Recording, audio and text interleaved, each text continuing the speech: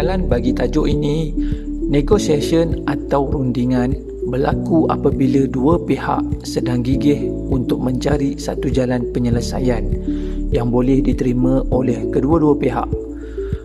Perundingan merujuk kepada satu cara penyelesaian konflik di antara dua atau lebih dalam apa jua konflik yang wujud dalam persekitaran. Sesuatu perundingan yang dibuat itu akan menghasilkan keputusan baru yang tidak mampu dicapai oleh mana-mana pihak secara individu. Dalam kehidupan harian, masyarakat mendapati bahawa sekurang-kurangnya separuh yang melaporkan peningkatan dalam kes pakaian, kasut, perumahan, penjagaan kesihatan dan hiburan. Rundingan akan berlaku apabila seseorang merasa terdapat perbezaan yang tidak sepadan dan keadaan ini akan mengakibatkan perselisihan atau pergaduhan. Sekiranya seseorang itu merasa wujud perbezaan, tidak kira sama ada perbezaan itu benar-benar wujud atau tidak. Konflik telah timbul walaupun manusia boleh berunding dalam apa jua perkara dan situasi. Setiap pihak yang berkumpul untuk berunding mestilah memahami proses-proses asas perundingan, kerana ada kalanya sesuatu perundingan itu juga menghasilkan kegagalan. Perundingan adalah sebahagian daripada proses membuat keputusan, khususnya dalam organisasi. Perundingan banyak bergantung kepada pengetahuan, kemahiran dan kualiti peribadi seseorang pemimpin sebagai wakil perunding. Dalam mencari penyelesaian, kedua-dua pihak perlu memikirkan akan mendapat kebaikan daripada proses perundingan tersebut atau paling kurang bersifat seri, iaitu adil, atau langkah terakhir ialah menamatkan proses perundingan. Perundingan perlu bersifat harmoni supaya proses perundingan berhasil.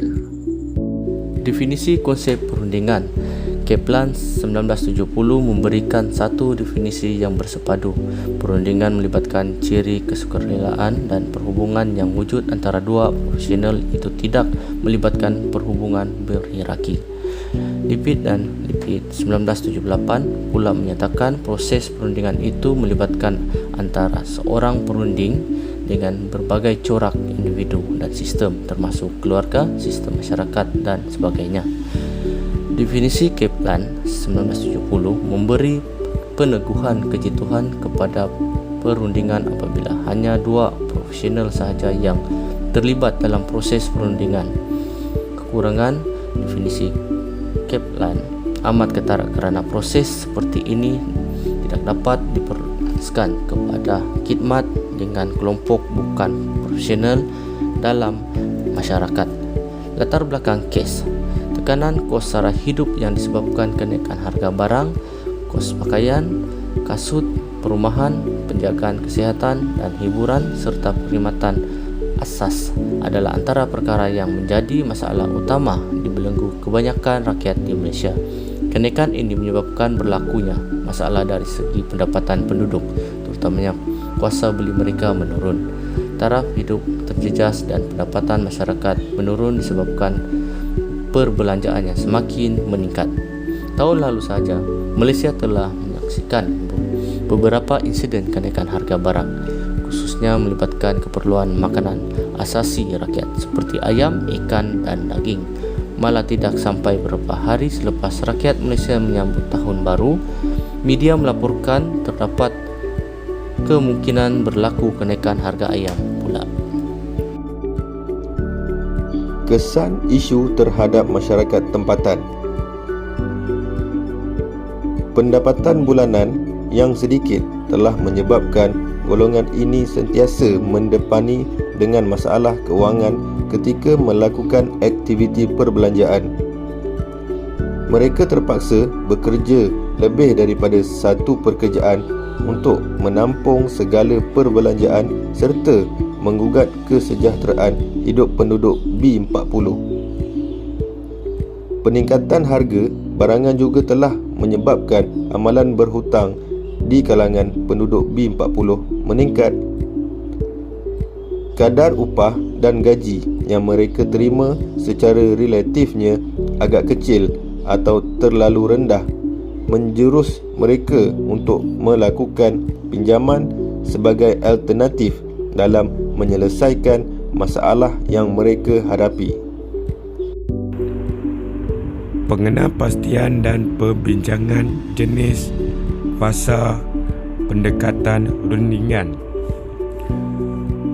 Pembincangan berkaitan teori. Dalam teori hierarki Maslow, iaitu suatu teori yang boleh dianggap memenuhi keperluan fizikal manusia. Noam Nazmi et al. 2017. Dalam teori piramid tersebut terdapat 5 peringkat dan tahap paling bawah ialah tahap fisiologi, iaitu keperluan kepada makanan dan keperluan-keperluan penting untuk meneruskan kehidupan. Cadangan perundingan strategi dan taktik untuk mengatasi isu. Cadangan langkah yang bersesuaian bagi meningkatkan tabungan penduduk B40 ialah dengan menjimat cermat serta mengutamakan barang keperluan apabila melakukan pembelanjaan merupakan langkah strategi yang harus diamalkan oleh pengguna ketika melakukan sesuatu perbelanjaan. Amalan berjimat cermat juga dapat mengelakkan seseorang daripada pembaziran. Kesimpulan. Terdapat 2 kesimpulan yang boleh dirumuskan daripada perbincangan ini. Yang pertama, kenaikan harga barang yang berlaku telah menyebabkan kemusrotan dalam pendapatan benar golongan B40. Yang kedua, kenaikan harga barang semakin meningkat menyebabkan sebahagian besar daripada pendapatan bulanan yang diterima dibelanjakan untuk keperluan asas saja. Keadaan ini dikatakan semakin membebankan. Sekian, terima kasih.